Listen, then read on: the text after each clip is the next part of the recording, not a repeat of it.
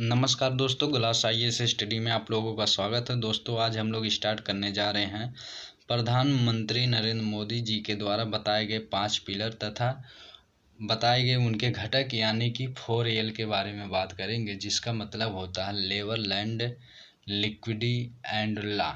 यानी कि इन चारों भागों को हम अर्थव्यवस्था के बताए गए 5 पिलरों के साथ जोड़कर देखते हैं और देखते हैं यह किस प्रकार से अर्थव्यवस्था को एक नई दिशा एवं आयाम देने में महत्वपूर्ण भूमिका निभाती है। चलिए दोस्तों, स्टार्ट करते हैं आज का लेक्चर स्टार्ट करने से पहले आपसे रिक्वेस्ट है, यदि आप हमारे चैनल पर नए हैं तो चैनल को सब्सक्राइब करें तथा बेल आइकन प्रेस करना ना भूलें, ताकि सबसे पहले नोटिफिकेशन आपके पास पहुंचे और आप इसका लाभ उठा सकें। चलिए दोस्तों, देखते हैं जो 5 पिलर बताए गए पीएम नरेंद्र मोदी के द्वारा, तो कौन कौन से हैं। तो इसमें हम लोग देखते हैं, पहला जो है इकोनॉमी है, दूसरा अवसंरचना है, तीसरा सिस्टम है, चौथा डिमांड, पांचवा डेमोग्राफी है। अब इन पांचों को हम 4L के साथ अध्ययन करेंगे। तो देखते हैं जो 4L बताए गए हैं, तो 4L में क्या क्या है। तो 4L में लेबर है, दूसरा लॉ है, तीसरा लैंड है और चौथा लिक्विडिटी है। लेबर की बात करें तो मजदूर, लॉ की बात करें तो नियम कायदे जो इनके लिए बनाए गए हैं अथवा सरकार के लिए जो नियम कायदे बनाए गए हैं। लैंड की बात करें तो जमीन, लिक्विडिटी की बात करें तो तरलता,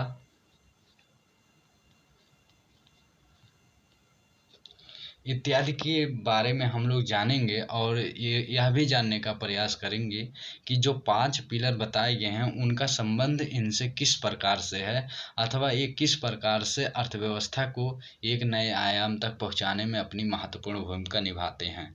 चलिए दोस्तों, स्टार्ट करते हैं। 5 पिलर में से पहला जो पिलर है, पहला पिलर की बात करें तो यह है डेमोग्राफी अथवा जनसांख्यिकी। इसके बारे में हम लोग जानने का प्रयास करते हैं। तो जनसांख्यिकी क्या होता है? जनसंख्या का एक सांख्यिकी अध्ययन होता है। यानी कि हम कह सकते हैं कि मानव का समय तथा स्थान के साथ परिवर्तित होने की प्रक्रिया को हम क्या कह सकते हैं? जनसांख्यिकी कहते हैं। और यह परिवर्तन जो होता है वह किन किन भागों में हो सकता है, उन भागों का अध्ययन करें तो हम देखते हैं जनसंख्या का आकार, यानी कि जनसंख्या निश्चित है अथवा धीरे धीरे बढ़ रही है। देख रहे हैं 5 साल में जनसंख्या 10,000 थी, तो 5 साल बाद देख रहे हैं जनसंख्या 15,000 12,000 के आसपास बढ़ हो जा रही है। यानी कि 2 से 3,000 अथवा 5,000 जनसंख्या में वृद्धि दिखाई दे रही है। तो इसके बारे में जानकारी हासिल करेंगे। संरचना, फिर इसके बाद वितरण देख रहे हैं, जन्म स्थान देखते हैं या प्रवास देखते हैं, मृत्यु देखते हैं, वृद्धि देखते हैं, इत्यादि का स्थानिक एवं कालिक परिवर्तन का अध्ययन हम लोग जनसांख्यिकी के अंतर्गत करते हैं। अब इसके बाद हम लोग यह भी देखेंगे कि किस प्रकार से इसका अध्ययन हम लोग कई क्षेत्रों में बांटकर करते हैं। तो हम लोग देखते हैं कि शिक्षा के क्षेत्र में बांट कर देख लेते हैं। यानी कि जब जनसंख्या का अध्ययन किया जाता है तो इसमें देखते हैं कि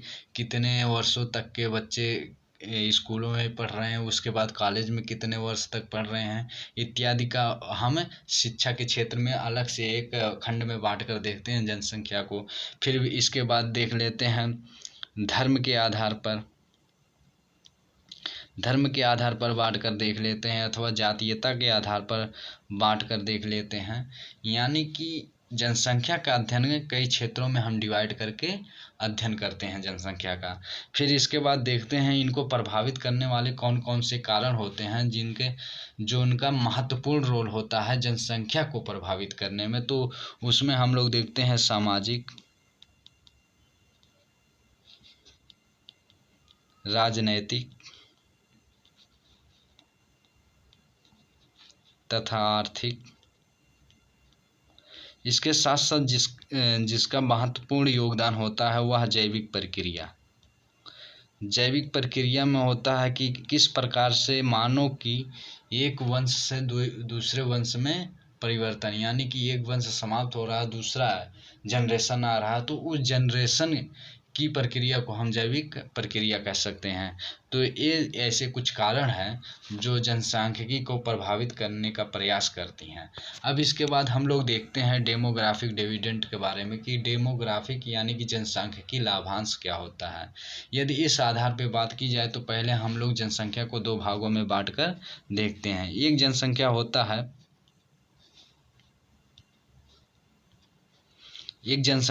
है कार्यशील जनसंख्या,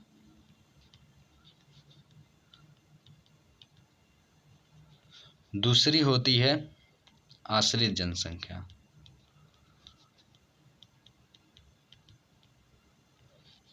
अब कार्यशील जनसंख्या की बात करें तो इसमें 15 से 59 वर्ष के लोग आते हैं। इस आयु वर्ग के लोग कार्यशील जनसंख्या के अंतर्गत आते हैं, अथवा इसके नीचे 15 साल से नीचे और 59 साल के ऊपर के आयु वर्ग के लोग आश्रित जनसंख्या के अंतर्गत आते हैं।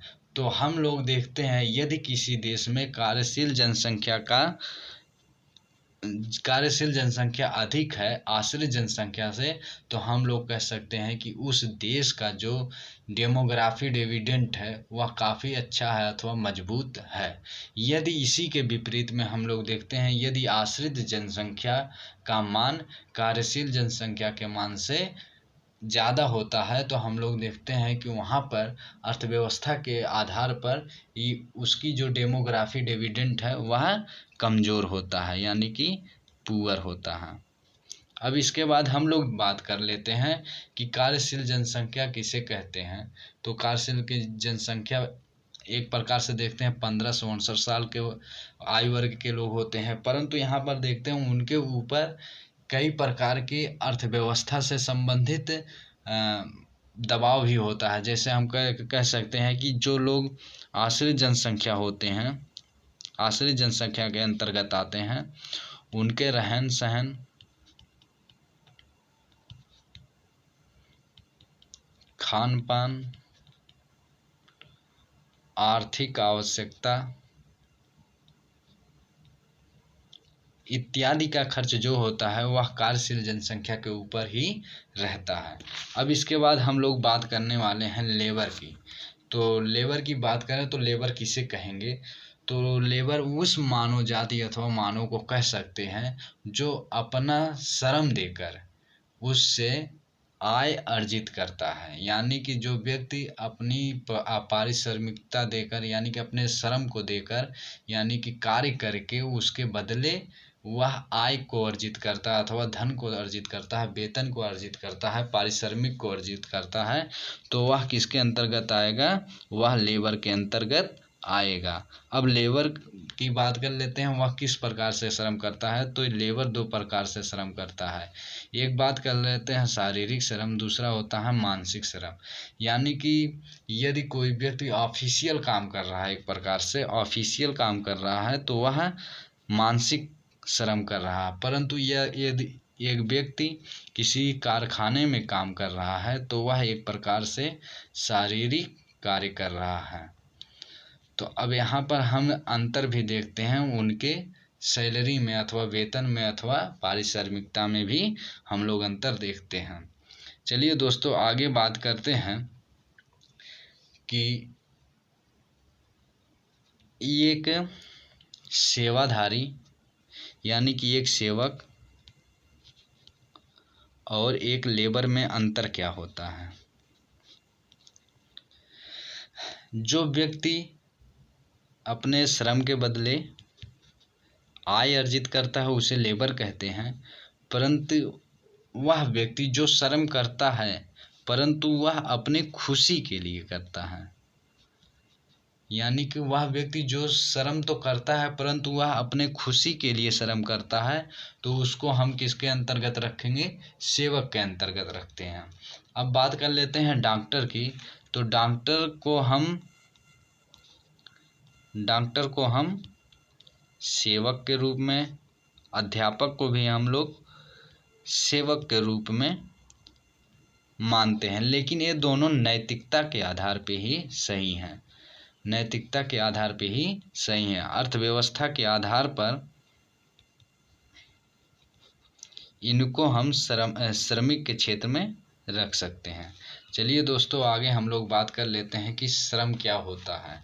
श्रम की बात करें तो श्रम नाशवान है, यानी कि श्रम नष्ट हो जाता है। इसके बारे में बात कर लेते हैं कि श्रम को ना तो हम इकट्ठा कर सकते हैं, अथवा ना तो अगले दिन के लिए रख सकते हैं, अथवा ना तो इसे स्थगित कर सकते हैं। जिस प्रकार से यदि हम समय के साथ जीते हैं, तो उसी प्रकार से श्रम के साथ भी हम लोग जीते हैं। इसे इस प्रकार से समझ सकते हैं, यदि हम आज 14 मई 2020 का समय जी लिया, यानी कि 14 मई 2020 को पूरी तरीके से जी लिया है, तो यह हमारे जीवन में 14 मई 2020 दोबारा आने वाला नहीं है। उसी प्रकार से जब हम किसी श्रम को करते हैं तो वह श्रम उसी दिन होता है, उस श्रम को अगले दिन हम नहीं रख सकते हैं। यदि उस श्रम को हम अगले दिन के लिए सुरक्षित रखते हैं तो वह श्रम जो होगा उसी दिन का श्रम होगा। यानी कि मान लेते हैं हमें 14 तारीख को कोई काम करना था, उसे हमने कर दिया 15 तारीख को इस काम को करेंगे, तो यहाँ पर जो काम होगा वह 14 तारीख वाला काम नहीं होगा, वह काम जो होगा 15 तारीख वाला ही काम होगा। यानी कि हम जब किसी कार्य को करेंगे तो वह डेट लिखा जाएगा, तो वहाँ पे 14 तारीख का डेट नहीं लिखा जाएगा, वहाँ पे 15 तारीख को डेट लिखा जाएगा। इस प्रकार से हम कह सकते हैं कि श्रम को ना तो स्थगित किया जा सकता है और ना ही अगले दिन के लिए संचित रखा जा सकता है। और एक व्यक्ति वह बेरोजगार व्यक्ति हो जाता है जो जिस दिन के लिए यानी कि कोई श्रम नहीं करता है, तो उस दिन के लिए वह पूरी तरीके से बेरोजगार हो जाता है। यानी कि यदि कोई व्यक्ति अपने जीवन में किसी भी दिन कार्य नहीं करता है तो वह व्यक्ति उस दिन के लिए बेरोजगार हो जाता है। चलिए दोस्तों, आगे बात कर लेते हैं जनसांख्यिकी और लेबर में संबंध क्या होता है। देखते हैं, जनसंख्या में यदि कार्यशील जनसंख्या का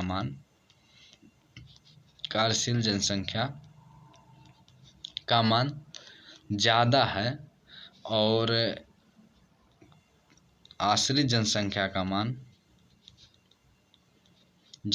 का मान कम है, तो एक रूप से यह स्पष्ट हो जाता है कि कार्यशील जनसंख्या का मान अधिक होगा, तो यहाँ से लेबर का भी संख्या अधिक होगा।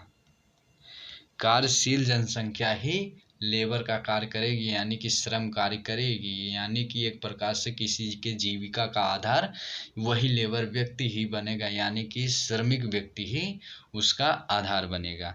तो इस प्रकार से हम लोग देख सकते हैं कि जनसांख्यिकी और लेबर में किस प्रकार से संबंध है। अब आगे हम लोग बात करेंगे कि अवसंरचना क्या होता है, आधारिक संरचना क्या होता है।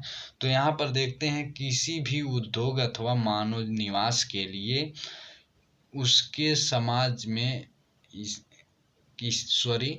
किसी उद्योग अथवा किसी निवास स्थान तथा उसके मदद से समाज को सुचारू रूप से संचालित करने के लिए उसके जीवन में जो मूलभूत भौतिक एवं संगठनात्मक संरचनाएं उपलब्ध होती हैं, उन्हीं को हम क्या कहते हैं, आधारिक संरचना कह सकते हैं।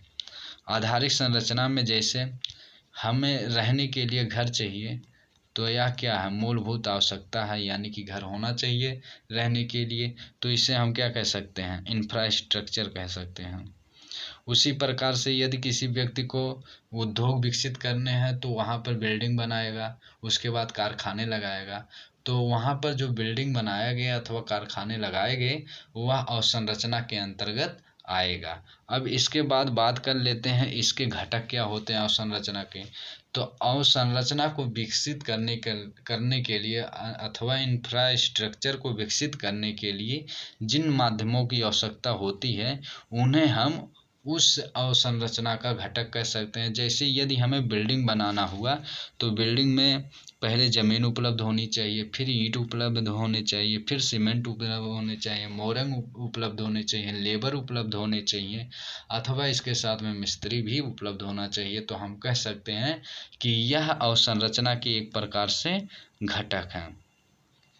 अब इस प्रकार से हम समझ सकते हैं कि अवसंरचना का संबंध किस प्रकार से लैंड से है।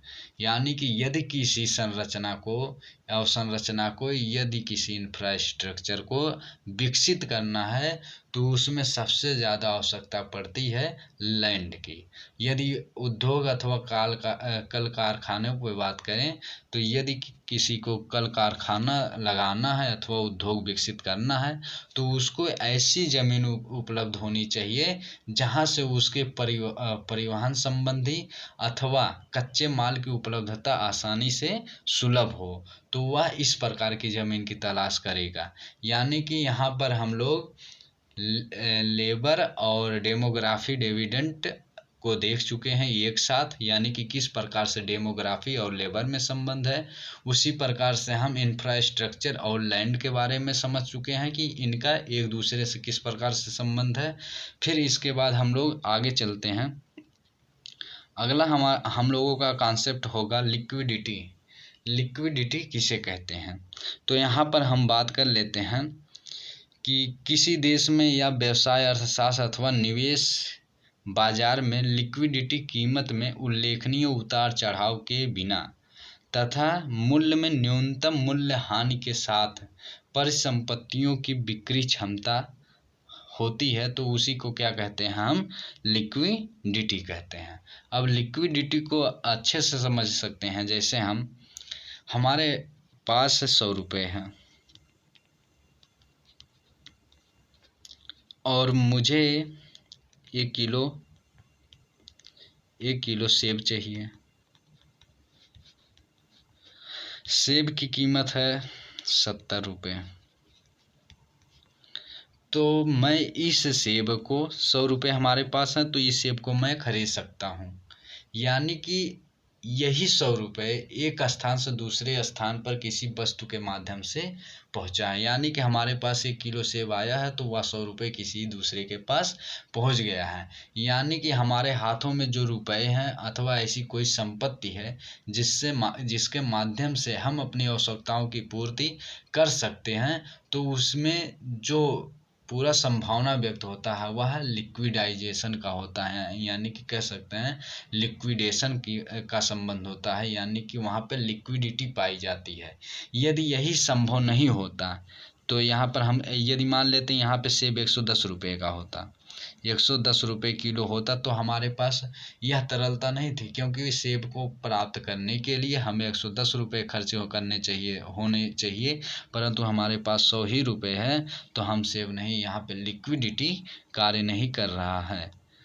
तो इस प्रकार से हम लोग इसको समझ सकते हैं। यदि लिक्विडिटी की बात करें तो इसको हिंदी में चल निधि कहते हैं। यानी कि किसी एक माध्यम के सहायता से पूरे समाज में अथवा पूरे राष्ट्र में यदि उसी वस्तु की उपयोग करके किसी दूसरे वस्तु की प्राप्ति की जा सकते है तो उसका ही रूप क्या कहलाता है, लिक्विडिटी कहलाता है। अब यहाँ पे समझते हैं कि लिक्विडेशन क्या होता है। यानी कि जब किसी हम कम लिक्विडिटी वाली वस्तु का किसी बृहद यानी कि बड़ी लिक्विडिटी वाली वस्तु का विनिमय एक दूसरे से करते हैं अथवा लेन देन एक दूसरे से करते हैं, तो उसी को हम क्या कहते हैं, लिक्विडेशन कहते हैं। जैसे मान लेते हैं 10 केले बराबर हैं 5 केले के और 5 सेब के। जब 10 केले बराबर हैं 5 सेब के तो यहाँ पर जो वैल्यू है वो सेब वालों का ज़्यादा है। यानी कि 2 सेब बराबर होंगे 1 केले के, एक सेब बराबर होगा 2 केले के। तो यहाँ पे उसी प्रकार से कहा जा रहा है कि जो अधिक वैल्यू वाला लिक्विडिटी है और कम वैल्यू वाला लिक्विडिटी है, उन दोनों का आपस में लेन देन जो होता है वही क्या कहलाता है, लिक्विडेशन कहलाता है। फिर इसके बाद हम लोग आगे बढ़ते हैं, देखते हैं डिमांड, मांग क्या होता है। मांग की बात करें तो किसी वस्तु को खरीदने के लिए इच्छा शक्ति होना सबसे बड़ी बात होता है। यानी कि यदि आपको किसी वस्तु की आवश्यकता है और आपके पास पर्याप्त मात्रा में उस वस्तु को खरीदने के लिए संपत्ति अथवा धन है, तो आप उस वस्तु को खरीद लेंगे। यानी कि आप में इच्छा होगी कि उस वस्तु को हमारे पास होना चाहिए, तो आप कितना भी उसका रेट हो तो आप उसको खरीद लेंगे। और यही हमारा डिमांड है। तो डिमांड को अच्छे से समझते हैं। यदि इसको आर्थिक सिद्धांत के रूप में समझा जाए तो किसी उपभोक्ता की इच्छा और विशिष्ट अच्छे वस्तु या सेवा के लिए कीमत चुकाने की इच्छा का जिक्र करती है, जिसकी कीमत कुछ भी हो, यदि डिमांड होगा तो वह वस्तु खरीदी जाएगी। यानी कि कोई ऐसा वस्तु हो जिसमें यानी कि विशिष्टता हो, अच्छा हो इत्यादि जैसे गुण उपलब्ध हों और उसका मार्केट में डिमांड हो यानी कि मांग हो, तो उस वस्तु की कीमत कितना भी होगा उस वस्तु को लोग खरीदेंगे ही खरीदेंगे। तो इस प्रकार से हम लोग देखते हैं कि लिक्विडिटी और डिमांड में संबंध किस प्रकार से है। यदि लोगों के पास पैसा होगा तो लोगों के डिमांड पूरे होंगे। यदि लोगों के डिमांड पूरे नहीं होते हैं, इसका मतलब है समाज में अथवा राष्ट्र में उतना पैसा नहीं है जितना पैसा उपलब्ध होने चाहिए। तो वहाँ पे जो लिक्विडेशन का कॉन्सेप्ट होगा वह क्षीण हो जाता है यानी कि कमज़ोर हो जाता है। अब इसके बाद बात कर लेते हैं तो किस प्रकार से संबंध रहा है। तो अब देखते हैं, हम लोग बात कर लिए थे कि डेमोग्राफी, ऊपर चलते हैं हम लोग, यहाँ पर देखते हैं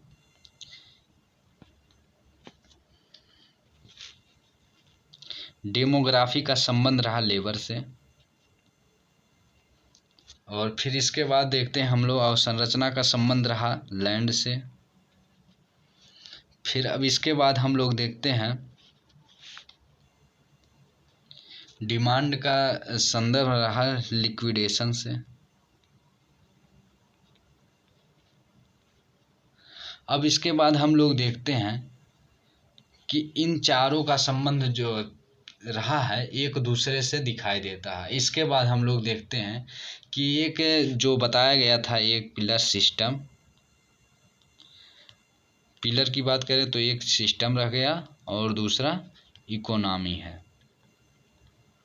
इसमें हम लोग देखने का प्रयास करें तो इन जितने भी आयामों की बात की गई, चाहे अवसंरचना हो, चाहे डेमोग्राफी हो या डिमांड हो अथवा ज़मीन हो इत्यादि को सही रूप से संचालित करने के लिए किसी न किसी प्रकार से सिस्टम का निर्माण करना पड़ता है। यानी कि सिस्टम यानी कि एक प्रकार से शासन प्रणाली का निर्माण करना पड़ता है, नियम बनाने पड़ते हैं, विनियम बनाने पड़ते हैं, जिसके माध्यम से इन सभी वस्तुओं का, इन सभी अवयवों का एक स्थान से दूसरे स्थान पर विनियमित पूर्वक उपयोग किया जा सके।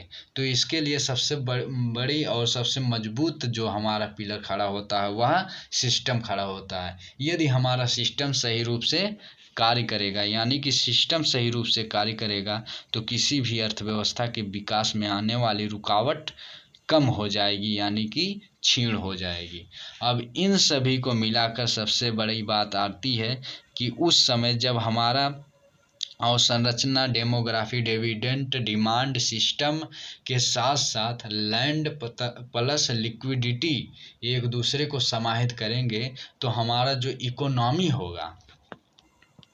इकोनॉमी होगा वह स्वयं ग्रोथ करेगा। यानी कि इन सभी अवयवों को यदि एक साथ समाहित कर लिया जाए तो किसी भी अर्थव्यवस्था को विकसित करने में कोई भी परेशानी नहीं होगी। तो यही था हम लोगों का आज का कॉन्सेप्ट कि किस प्रकार से जो 5 pillar prime minister Narendra Modi के द्वारा बताए गए और जो उनके घटक बताए गए कि labour, land, law and liquidity है, तो उसके माध्यम से एक दूसरे में समन्वय कितना है और एक दूसरे के सहयोग से किस प्रकार से अर्थव्यवस्था को एक नए दिशा और आयाम को दे सकती है। तो यहीं तक हम लोगों का आज का लेक्चर था। चलिए दोस्तों, मिलते हैं अगले लेक्चर में, तब तक के लिए धन्यवाद। दोस्तों, आपसे पुनः रिक्वेस्ट है, यदि आप हमारे चैनल पर नए हैं तो चैनल को सब्सक्राइब करें तथा बेल आइकन प्रेस करना ना भूलें ताकि सबसे पहले नोटिफिकेशन आपके पास पहुंचे और आप इसका लाभ उठा सकें। धन्यवाद दोस्तों।